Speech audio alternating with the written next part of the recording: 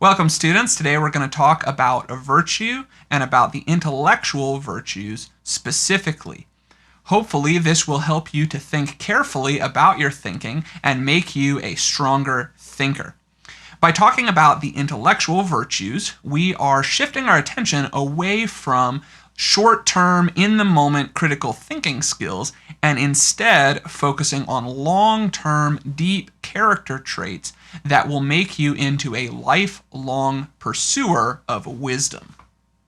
We can define a virtue as a stable, desirable character trait, whereas a vice, by contrast, would be an undesirable character trait. Examples of virtue would be honesty, courage, or loyalty. The kinds of traits that would make you think of someone as being a good person. Virtues are something that you can cultivate intentionally through specific actions or practices, rather than permanent personality dispositions that you're born with. This means that virtues are something that you are responsible for. Because virtues are stable character traits, they go beyond individual single actions. For example, you wouldn't think that a used car salesman was honest just because he told you one true thing about the car that you're buying. Conversely, if you want to cultivate virtues, it's not enough to just do one good thing one time. For example, suppose that you knew you were a total wimp and you wanted to cultivate the virtue of courage. It wouldn't be enough to get up on that high dive and grit your teeth and jump into the water just that one time. As any 9-year-old can tell you, that is a start, it's good, but it's not going to permanently build that virtue of courage in your life. Instead, you need to just go for it today, but also tomorrow, and the next time, and the next time, and the next time.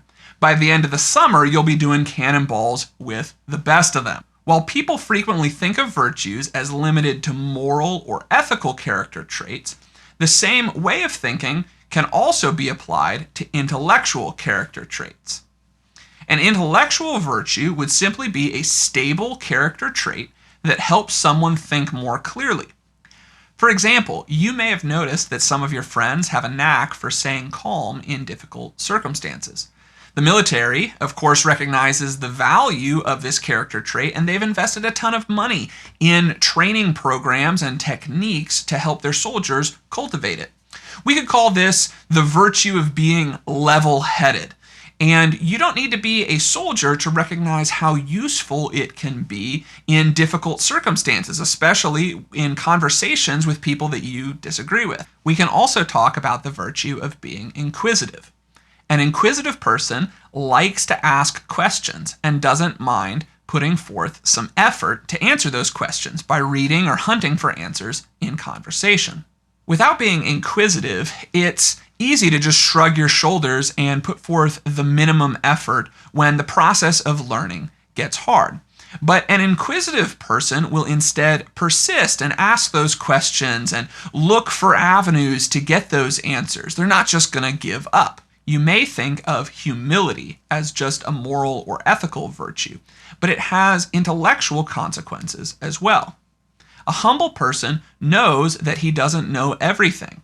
A humble person is able to take criticism and change his mind when compelling evidence comes in. A humble person assumes that other people might just know what they're talking about and have the answers that he's looking for, so he's not afraid to ask for help. Of course, a humble person isn't just a complete pushover either. He's not going to just believe everything that everyone tells him all the time as though he were just completely gullible. And he can also have confidence in what he does know, what he does believe, what he does have evidence for. Honesty is another trait that you might think of as simply moral or ethical, but it has obvious intellectual consequences as well. An honest person cares about the truth enough to say what's true, even when lying would prove advantageous. Honesty helps you to think clearly because liars frequently start to believe the lies that they're peddling and get themselves all confused. Also, the importance and value that an honest person places on the truth means that they're the kind of person that's going to really push for it. They're going to work for it, and they're going to hold on to it once they have it. This week, you should be reading selections from Plato's Apology. In this text, Socrates defends his way of life against the Athenians, who think that he is corrupting the youth with his constant nagging conversations out in the street. Think about the intellectual virtues that we see in Socrates and ask yourself why he became such a symbol of philosophical heroism historically. On the one hand, we can definitely see character traits such as inquisitiveness, tenacity, determination, and courage in the face of opposition. But you might also think that Socrates is just annoying, going out there and humiliating people in the public square by pestering them with questions just to prove his point. But is there more to the story? Try to exercise your own inquisitiveness by trying to find out. Try to come up with a list of intellectual virtues that you see in Socrates based on the text. Also come up with a list of shortcomings and imagine how Socrates himself would respond to that list of accusations. We've only discussed a small number of the intellectual virtues, and you shouldn't think that this is a definitive closed list. For starters, we could also mention the traits of being observant, open-minded, self-reflective, consistent, informed, practical, creative, attentive to details, realistic, engaged, attentive to the big picture, insightful, hopeful, or experimental. You might try to extend this list by adding 3 more traits of your own, or taking 3 of the traits that I've already listed and coming up with definitions for them. You should also cultivate your own open-mindedness by realizing that there's not just one way to cultivate these intellectual virtues.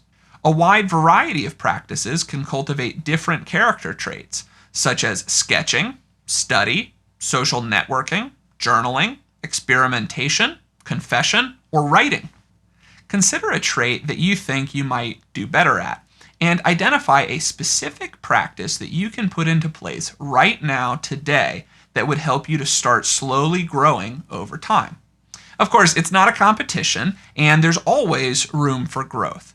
But I hope that this video has given you a few ideas about how you might become a stronger thinker. Until next time.